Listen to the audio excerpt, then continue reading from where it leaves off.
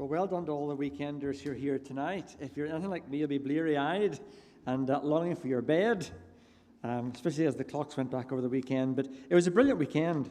Thank you for having me. I always love coming to your church weekends because I love the family atmosphere. It's brilliant. You can't buy that. So it's a superb time. The food was great as well. I'm not sure what I'll have tonight, but I feel like I've overeaten all weekend. But we've also been looking at this incredible section of the start of the book of Revelation. Folk are often scared of the book of Revelation. We shouldn't be. It's not incomprehensible. It's just very difficult, and there is a difference.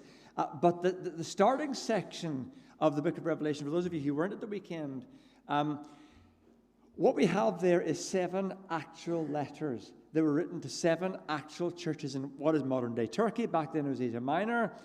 And they all take the form of a kind of a report card as Jesus writes to them using John as his letter writer. And he's inspecting his church to see how they match up to his expectations. And yes, Christ does have expectations of us. And we need to bear that in mind because it's a serious issue. God has expectations, great expectations of his church. And these letters give us an idea of what those could be and what kind of churches we need to be building. So we began on Friday night with the letter to the church in Ephesus.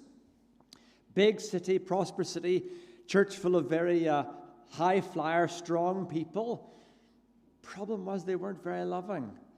And the word for them was, you got to get back to loving me. You just don't love me. You're going through the motions of church. You just don't love me or each other. And then we thought about Laodicea, a kind of a prosperous, middle-class town. I compared Ephesus to New York. Laodicea is a bit more like Edinburgh. All graduates and a nice lifestyle and beautiful parks and all the rest of it. And it was a lovely, settled church with nice middle-class Christians who are enjoying their lives together. They just weren't doing very much. And their impact was negligible. And they were told, wake up. You've got to actually make an impact where you are. And then we thought about Philadelphia, a pretty bedraggled wee church. They looked a bit like no-hopers because they were small, they were outnumbered, it was difficult, they didn't have many talented people. It wasn't an easy thing even to run church. And yet Jesus said, you're faithful. Faithfulness is a big thing. In fact, I was having this conversation with Neil during the weekend. I think of some of the people I've known over the years in this church. I've been coming here and speaking for about 30 years. And many of the people I first knew are no longer with us. They're now in heaven. But this church has been blessed by Christians who have just dug in for decades. And they've worked. And they've kept going. And they're faithful. And people like that are the pillars of the church, and they are fantastic. Where they give their entire lives to one church. Fabulous. Faithfulness is such a great thing. And Jesus said, because you're faithful, I'm giving you an open door. And people will come into the kingdom simply because you are faithful. And that happens the world over. And then we thought this morning about Pergamum. It was the capital of Asia Minor. The government was there, the military, the civil servants, the power of Rome, the expectation of emperor worship. And they hung in there, but just allowed some compromises. So a whole load of different churches. And we're going to come to what I actually think is the most shocking of all the letters. The most shocking, which is the letter to Smyrna. Let me just read the letter to you. Write this letter to the angel of the church in Smyrna. This is the message from the one who is first and the last, who was dead but is now alive. I know about your suffering and your poverty, but you're rich. I know the blasphemy of those who are opposing you. They say they are Jews, but they're not, because their synagogue belongs to Satan. Don't be afraid of what you're about to suffer. The devil will throw some of you into prison to test you, and you will suffer for 10 days. But if you remain faithful, even when facing death, I will give you the crown of life. Anyone with ears to hear must listen to the Spirit and understand what he is saying to the churches. Whoever is victorious will not be harmed by the second death, not the first death. Will not be harmed by the second death. Now, letters come in all kinds of types. Some letters are delightful to read. I can remember the first time I got a letter from Debbie. We were living in two different countries when we first began to go out together. And back in those days, no email. It's all snail mail. And I didn't actually keep them, by the way. It shows how unromantic I am. But when you receive a letter from your girlfriend, as it was, or your wife or fiancé, and she's just telling you how much she loves you, it's lovely to get a letter like that. Some letters are exciting. You apply for a job, and you really want this job. You're desperate for it. And then a letter comes in from the company to say, we've decided to accept you for this post. Fabulous. Some letters are foreboding. Like one I received recently asking me to come in for further tests because of a particular ailment I have. And you wonder, what's going to come about here? What's going to be the result of all this? And foreboding is the word I would use for this letter to the church in Smyrna, not because Jesus has any criticism of them. He doesn't. He is not critical. This is another church, one of the very few, of which he is not critical, but because he wants to warn them of real suffering that's coming their way. They already are under the cosh. Things are already difficult for them. And it's not going to get any better. And this letter was written to them just to say, by the way, it's going to get really, really tough. So be prepared. That's really what this letter is about. Smyrna itself is about 35 miles away from Ephesus and near Izmir. If you look at the map of Turkey, Izmir is right there on the coast, and you go inland for about an hour or so, you get to what was Smyrna. And because of its connection not too far away from Ephesus, it benefited from that huge economic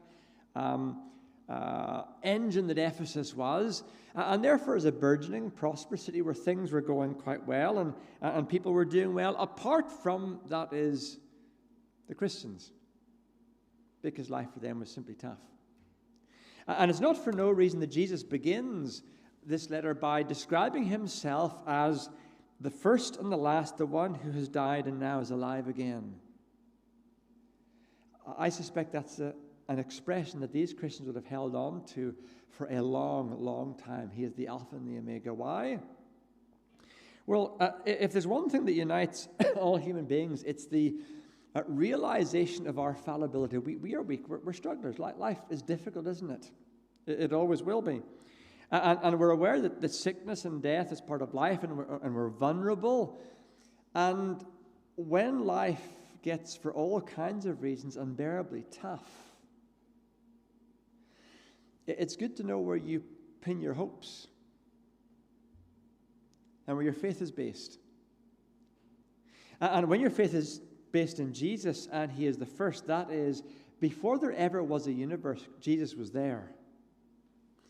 Colossians tells us that through him, that is through Jesus, God made all things. Now that literally is all things. Our entire physical universe, in all its gigantic size and complexity, through Christ that was made, which means he predates it all. Before there ever was a universe, before there was ever physical matter, before there was even oxygen that we breathe, Christ was there.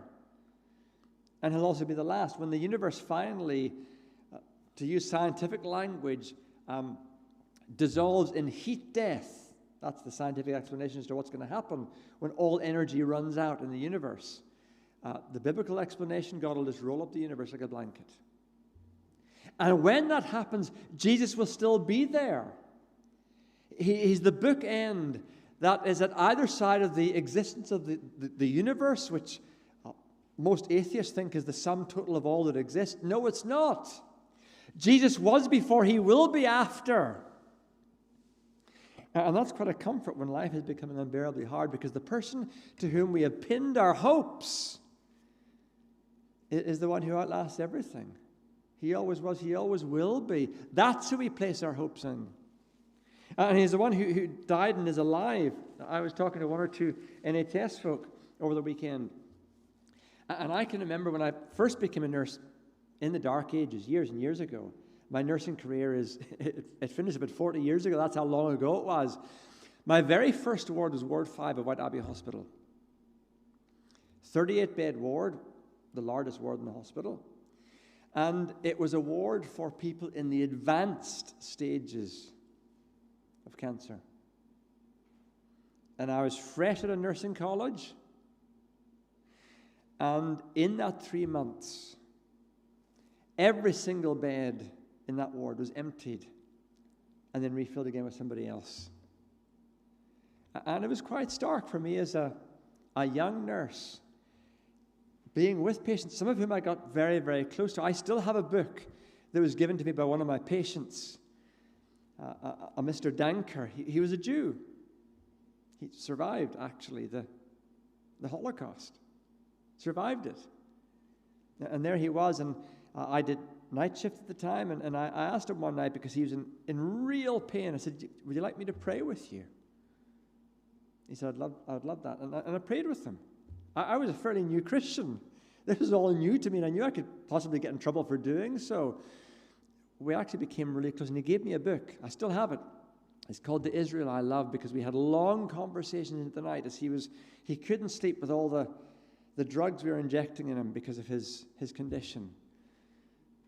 Then he was gone. That really hurt me. I felt I lost a friend. And when you are as proximate to somebody dying as I was, you realize the frailty of life and the ultimate threat that life, or rather death, is.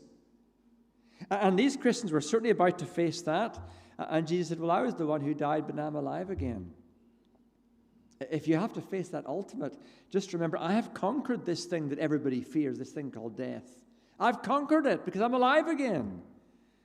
That's how he begins this letter. And it's to embolden these Christians. And then in verse 9, he begins to talk about their suffering and their poverty. And every time I read the letter to Smyrna, I'm reminded of a visit I made to Pakistan quite a number of years ago.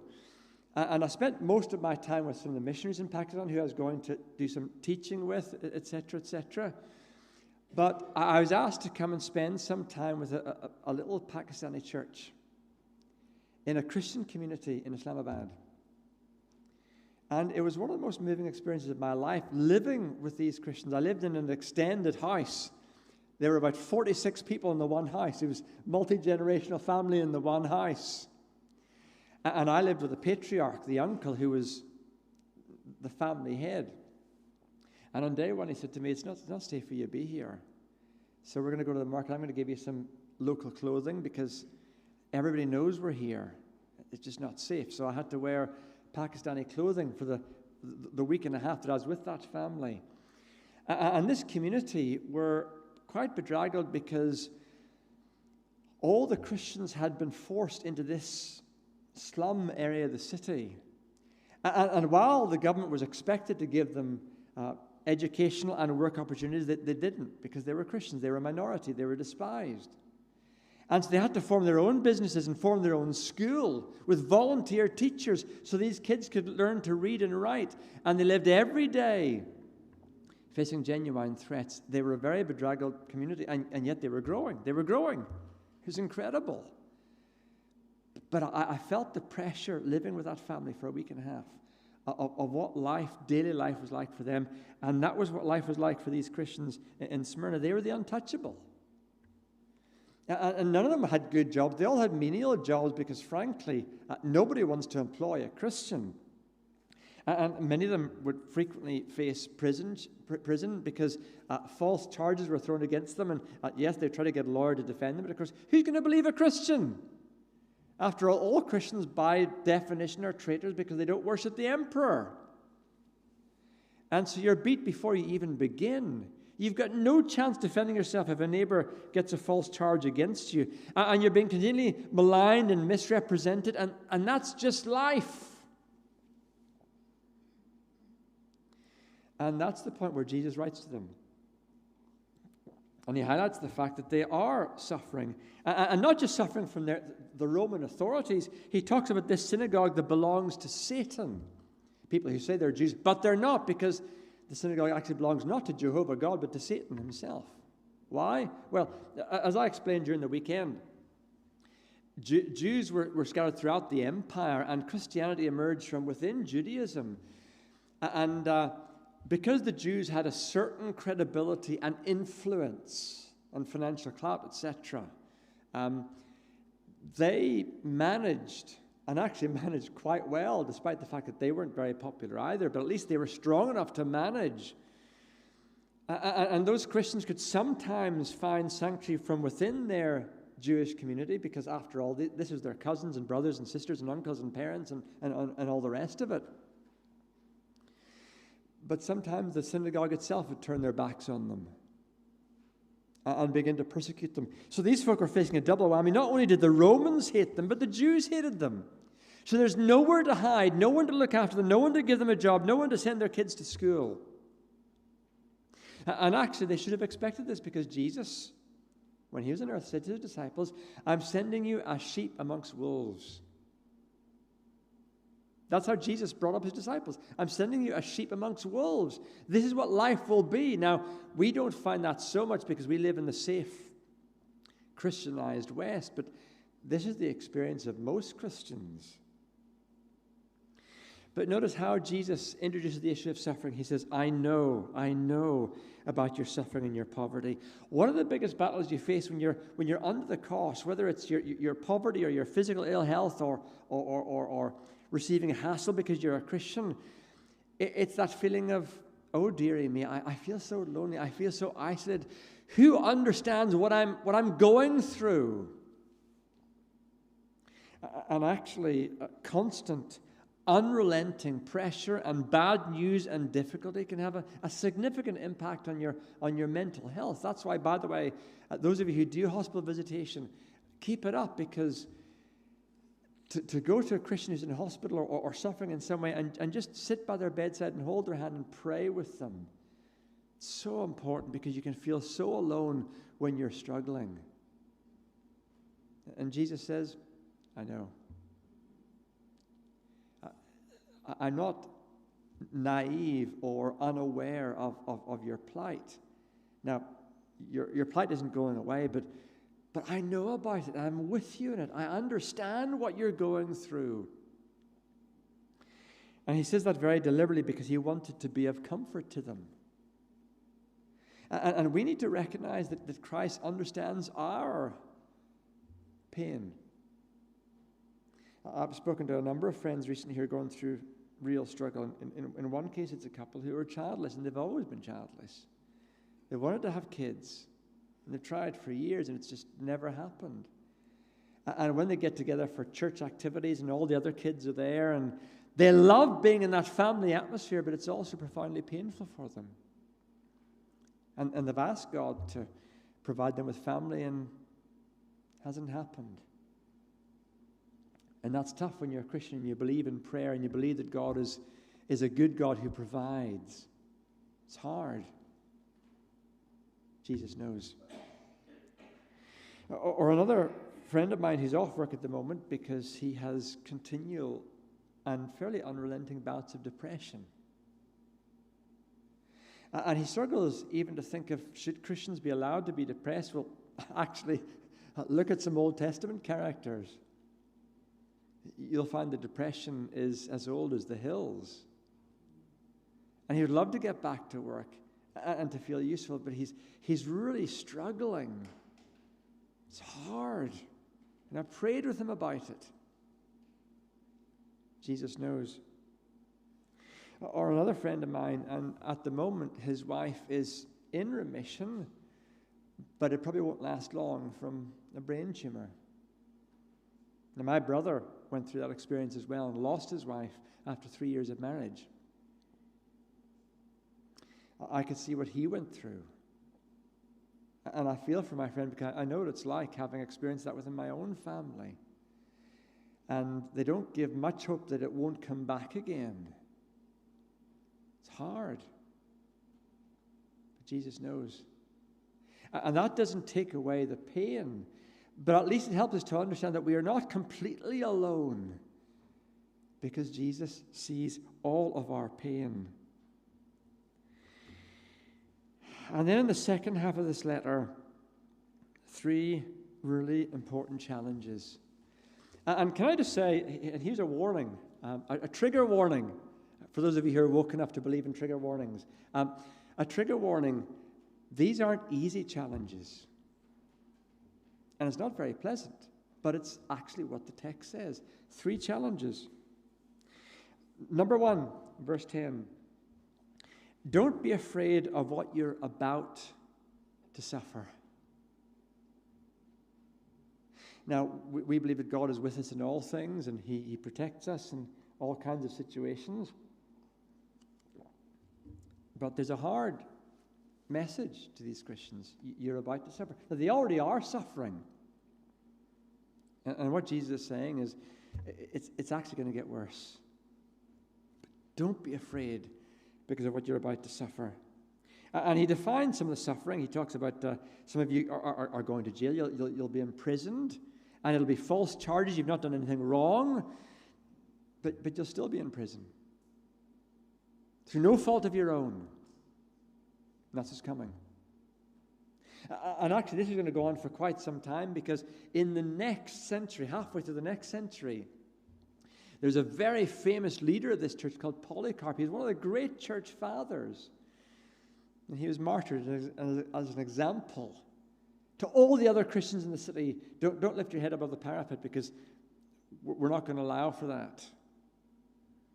And Polycarp became one of the famous early martyrs of the Christian church. And looking at when Revelation was written and then Polycarp, you're probably talking about 60 years of unrelenting persecution. That's tough. Can you imagine if you were told that from now until, what's 60 years from now? It's 2025. From now till 2085, you as Christians are going to face unrelenting persecution. Not easy. Why should we be afraid? Well, because this testing will last for 10 days. In other words, that's not literal 10 days. It's a way of Jesus saying, but I'm in control. I'm in control. That's why you shouldn't be afraid. I'm in control. Now, part of me says, well, that's not a very comforting message, because, okay, he's in control, but I'm still suffering. I'm still going to jail. But that's what Jesus says to them. And it is the broader teaching of the New Testament that God will never allow us to go through something that we are not capable of facing. And can I say, if right now you're going through some real struggle in your life, rest assured that God knows you better than you know yourself, and you are capable. Otherwise, He wouldn't allow this to happen. And He is in control. And whether or not that helps you to sleep at night, it certainly doesn't take away the pain. But at least recognize that God hasn't lost control of your situation. It's just that you live in a fallen world, and some of these things do happen, but He hasn't lost control. So don't be afraid. However tough it gets, don't be afraid, because I'm in control. Now, of course, in this country, we don't face persecution. Not really. I've got friends of mine in Myanmar, and you'll have seen the news. Myanmar is going through all kinds of challenges, and Christians have been persecuted there for decades, absolutely decades. We don't face that. But we do face embarrassment, social ostracism, ridicule. I was telling the folk over the weekend that I was listening to one of my favorite stand-up comics not that long ago. And he was brilliantly funny and hilarious and clever and all the rest of it. And then he began to talk about faith. And I found it very uncomfortable listening to him. Now, what he said was still very funny, but it was deeply uncomfortable. as he ridiculed people like you and me and made me feel that size. And that's our culture. And it's probably not going to go away. But don't be afraid. Even though our culture seems to be going to hell in a handcart, God hasn't lost control, and he knows our situation. He's still in control. And then the second challenge is even more difficult as a challenge. Second half of verse 10. But remain faithful even when facing death. Now, Polycarp did face death. And some of these other Christians did as well. But don't be afraid, and still be faithful even when facing death. Now, of course, as I've already said, we don't face that kind of persecution here in Scotland today. But it doesn't follow that we won't one day face it. Things can change. Things are changing. And we need to be prepared. And why shouldn't we? When in countries right across the world, there are Christians who are regularly losing their lives because of their faith in Jesus Christ and regularly being put in prison for it. And it hasn't actually harmed them. Ethiopia, where I grew up, has gone from about 500,000 evangelicals when I was a child to 25 million today. And it hasn't been because life has been easy. They experienced thousands of Christians disappearing and being put in prison.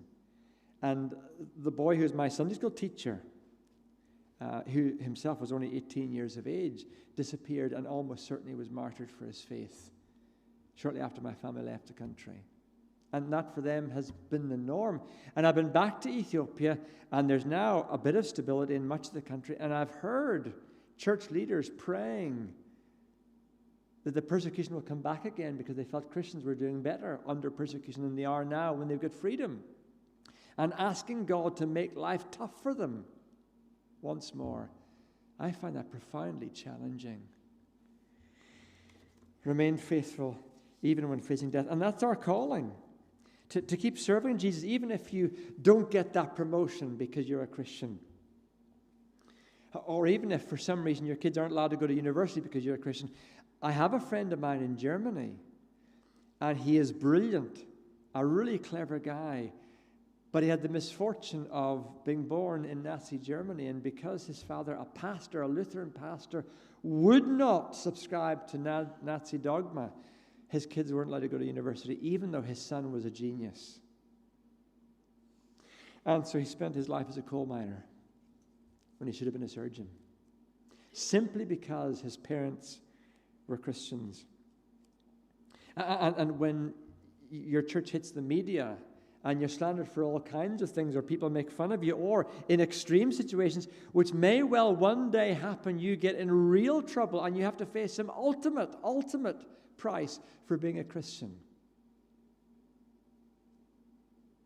Your duty is to keep serving Christ. Because after all, the Jesus who called you said, if anyone will come after me, they must take up their cross and follow me.